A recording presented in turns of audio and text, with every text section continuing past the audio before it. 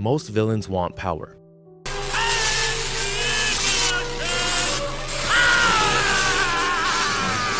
Lou Bloom wants a career.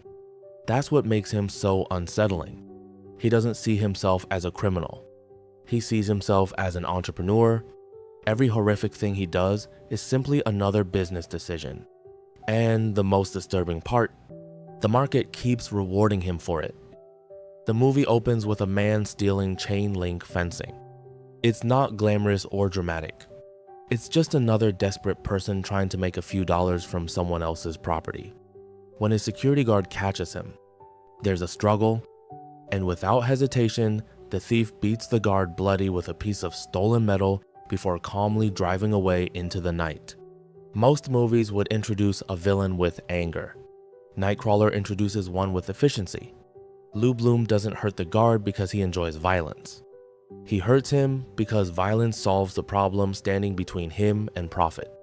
It's tempting to dismiss Lou as a psychopath, a rare monster who slipped through the cracks of society. But that reading is almost too comforting. Because if Lou is simply insane, then we don't have to think about why he succeeds. We don't have to ask why everyone he meets eventually rewards him. And we certainly don't have to ask why we find him so captivating. The real horror of Nightcrawler isn't that Lou Bloom exists. It's that he thrives. Every promotion, business opportunity, relationship, or victory comes from giving people exactly what they already wanted. The local television station wants blood. The audience wants fear. The market wants growth. And Lou simply delivers. That's what makes Nightcrawler one of the sharpest critiques of modern capitalism ever put on film. It isn't the story of a psychopath exploiting society. It's the story of a society that keeps promoting the psychopath because he's exceptionally good for business. Lou Bloom isn't a glitch in the system. He's the system operating without a conscience. Most people begin analyzing Lou by talking about his personality. His awkward smile, rehearsed motivational speeches, or complete inability to empathize with other people. Those things matter, but they aren't what make him dangerous. His real superpower is that he understands capitalism better than almost everyone around him. When we first meet Lou, he's unemployed, has no education, no connections, no money. Nothing except relentless ambition. He studies successful people obsessively. The irony is that if Lou had founded a tech startup instead of filming crime scenes, we'd probably admire him. We celebrate relentless ambition. We praise productivity. We're told to outwork everyone else, to always be learning, to turn weaknesses into strengths, to never stop optimizing. Lou follows all of that advice. The only difference is that he applies it to human suffering. The movie quietly asks a disturbing question. If the qualities we celebrate can produce someone like Lou, are those qualities inherently virtuous? Or have we confused success with goodness? Lou discovers his business almost by accident. He watches freelance cameramen racing toward a highway accident.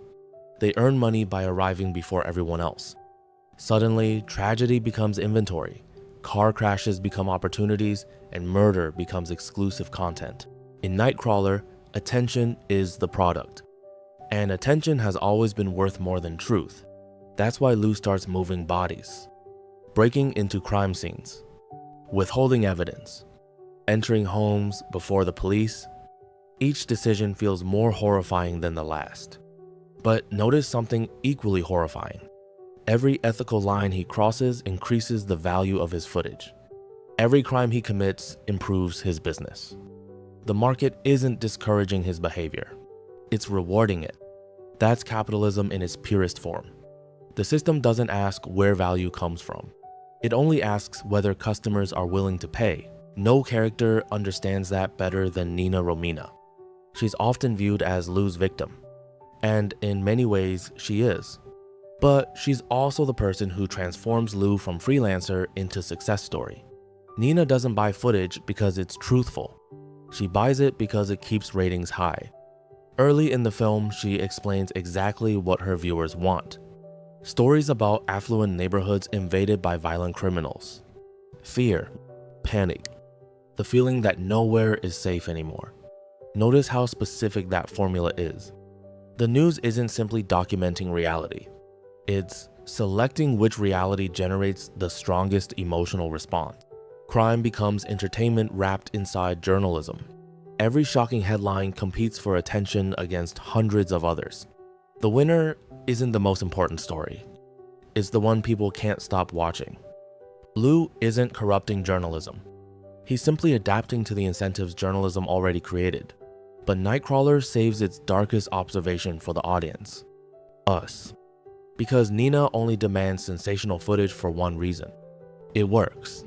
Every horrifying image or violent clip exists because someone watches. Think about how we consume local news. A police chase interrupts programming.